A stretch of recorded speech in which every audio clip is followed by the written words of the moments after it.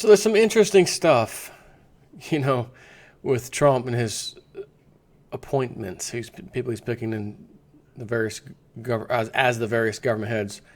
I hear that the EPA, he's got someone, I think it was a governor or somebody or senator, who's like an anti-global, man-made global warming kind of guy. In other words, like I feel, we've been lied to by the likes of Al Gore and friends. Speaking of which, saw a headline this morning. Some areas in the United States, 32 degrees below the normal temperature for this time of year. I don't know if it's the next couple of days or whatever the forecast was. 32 degrees below where it should be. I'm sorry, did you say global warming in the same sentence, J-Snip4? Exactly. And for the period of time that scientists, academia, have agreed this is the window of global warming, the years, which essentially last 20 years or so, all of the planets, Earth, our solar system, Jupiter, Venus, all of them, like every planet practically, if I recall, I haven't read this in a long time, scientific data, we're all heating up at the same time.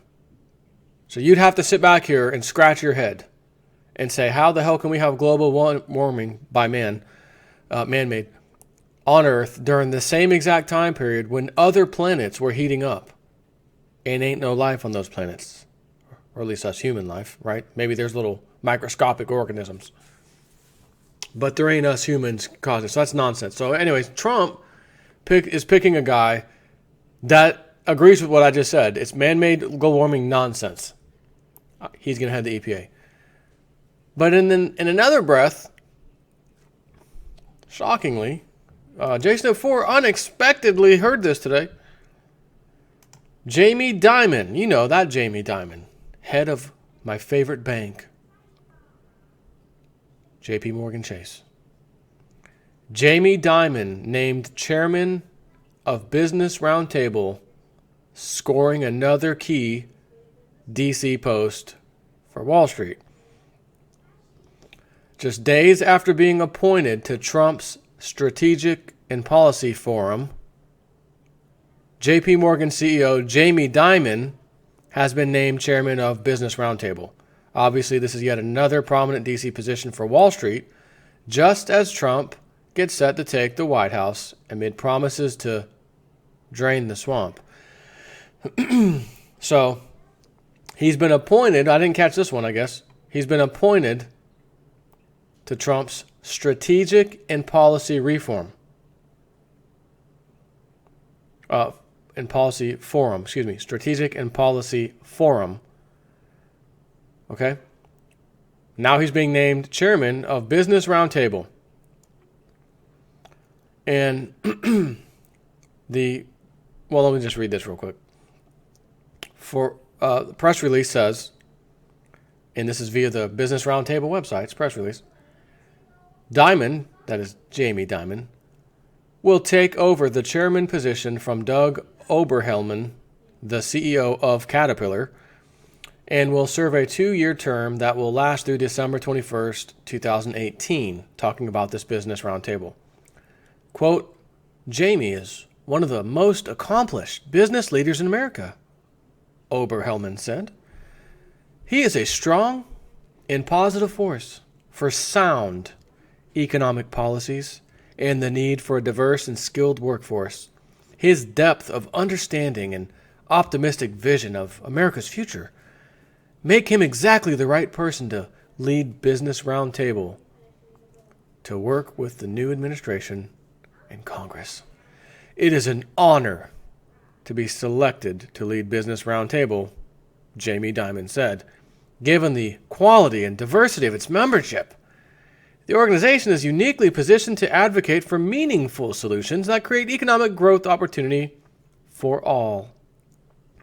With the new president and Congress soon to take office, there is a real opportunity for Business Roundtable to be a positive influence and show how business plays a critical role in this growth.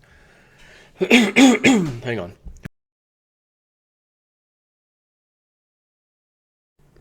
So, it's an honor to be selected to lead the Business Roundtable, Jamie Dimon said. Given the quality and diversity of its membership, the organization is uniquely positioned to advocate for meaningful solutions that create economic growth and opportunity for all.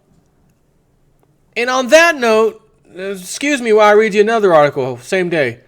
JP Morgan, Jamie Dimon's the head of that, HSBC, Credit Agricole, bank cartel, if you will, Zero Hedge, fined $521 million for Euribor rigging.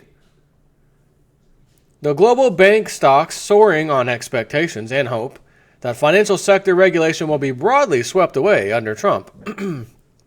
Today, Europe did its best to show that, at least for now, the banks are not in the clear when the European Commission has fined JP Morgan, Credit Agricole, and HSBC a total of 485 million euros or $521 million for rigging, breaking the law, federal, massively. Anything over $300 is a felony. And the fine, considering it's $521 million, the crime they committed was probably 5 to 6, 7, 8 times that amount. Because that's what it always is. Now, let me just go on for a minute. The three banks colluded on euro interest rate derivative pricing elements and exchanged sensitive information in breach of EU antitrust rules, the European Commission said on Wednesday in an emailed statement. JP Morgan was fined the lion's share, by the way, 332 million euros. HSB paid a little 33.6 million, and Credit Agricole paid a 114.7 million. Margrethe Vestager, the EU's competition policy chief, said banks, quote, have to respect EU competition rules, just like any other company operating in the single market. The aim of the cartel was to distort Euribor, Ms. Vestager said.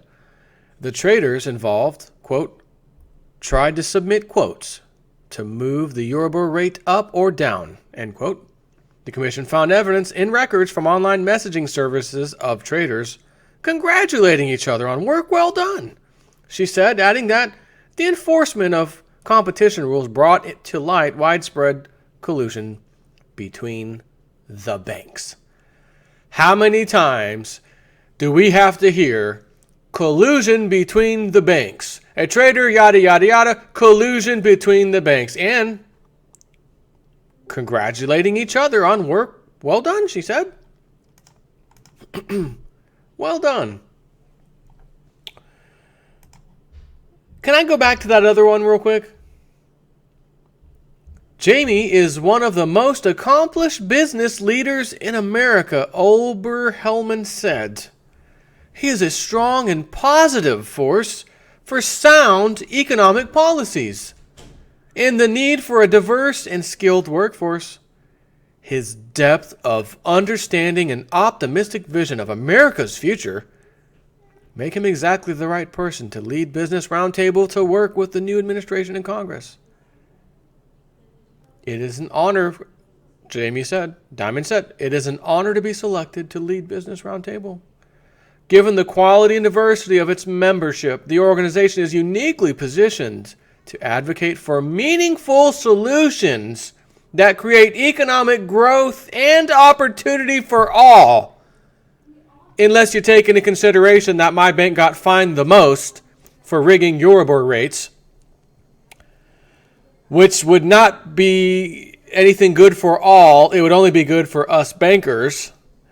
And because we rigged those rates, I don't know how many of you we've affected to some extent, because when you mess with an interest rate of something, it has worldwide impact somehow or another. Even if it's a trickle down or an indirect, it has an impact on you somehow, some way. So that amount, how that affected you, God only knows the full amount. But they got off the hook for, what was that exact amount?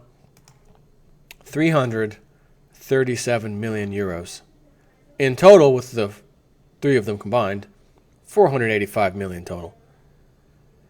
Again, euros, 521 million US dollars. How many times have I come out here talking about Jamie Dimon, JP Morgan, Goldman Sachs, Bank of America, Citigroup, the Bankers Club, getting away with financial murder, damaging millions upon millions of people financially, again, in some way, shape, or form because of the actions that they do, the fraud, the felonies, whatever it was that they committed, from rigging precious metals, rigging cotton, rigging wheat, futures contracts. Just no admission of guilt. Security and Exchange Commission will like you to settle out of court for, we're going to have to do a record fine this time because you guys keep doing this shit over and over again. So, breaking news, $600 million fine on JP Morgan for rigging, pick your favorite stock, share, commodity. But how much did they make rigging it? Because if they colluded, as it says, they got caught, colluded to rig the price up or down, interest rate on that euro, then that means there's winners and losers, right? Because if you rig the price to go up because you want it to go up, and you're going to make bets because you're expecting the price to go up, so you place the bets and then the price goes up because you made it go up, that's highly illegal. But what does that also mean? For every bet that is a call or a put, or in this case a call, meaning I'm expecting the price to go higher, there has to be puts. Someone else has to be on the other side of that bet. There has to be somebody else on the other side of the bet. You bet it goes up, someone else's, and it may be a lot of somebody else's combined, betting that it's going to go down. And vice versa. So then maybe the boys over at JP Morgan with their friends at HSBC and Credit Agricole decide, let's push it down this time, guys. Okay. 7 o'clock, no, it's too early. Mark's 11 o'clock a.m., right after, non-farm payroll comes out. Or maybe that's noon. Let's go ahead and knock it down. And let's capitalize on that. See if we can pull this one off, guys. All right, guys. See you then. Oh, private message exchange. Congratulations, guys. We congratulate each other. We're just congratulating each other on work well done, she said, finding that the enforcement of the competition rules brought to light widespread collusion between the banks. So you betted and forced the price to go down. You won that bet. How many losers were out there that lost the bet? Probably an uncountable amount, who thought, like I did in 2008 when I got screwed out of my futures contract in silver, the same way. Bad luck. I'm not a market expert. I thought I could do this as an amateur. I was wrong. I lost my money. Poor me. Oh well. You live and learn. Not realizing this ain't a free market you're playing in. See, if you'd known in advance you weren't playing in a real free market, you wouldn't have played the game. But you thought, this is America. There's markets. There's regulation. There's the CFTC. There's the SEC. I mean, we've got a system in place.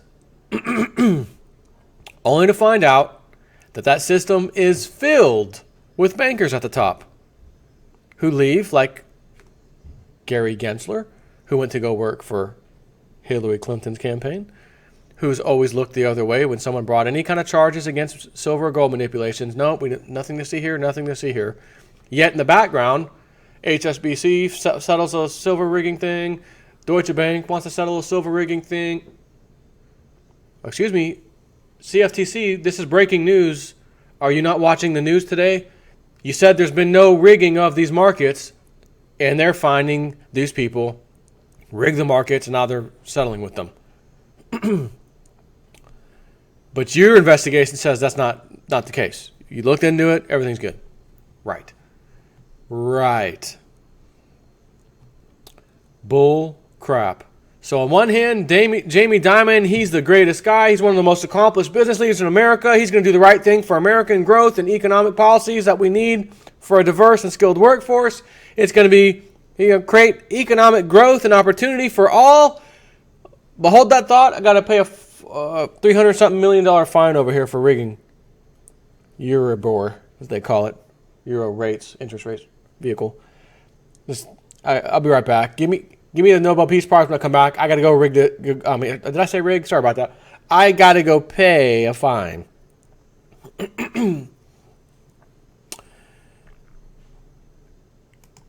George Bush once said to the lady in the audience, something, had to work 3 jobs. Truly American. That's fantastic. Truly American. And that is truly American. If you are draining the swamp, you don't get Swamp Thing and put Swamp Thing, head of Swamp Thing things, in charge of anything. Yeah. What the hell's going on? Take care.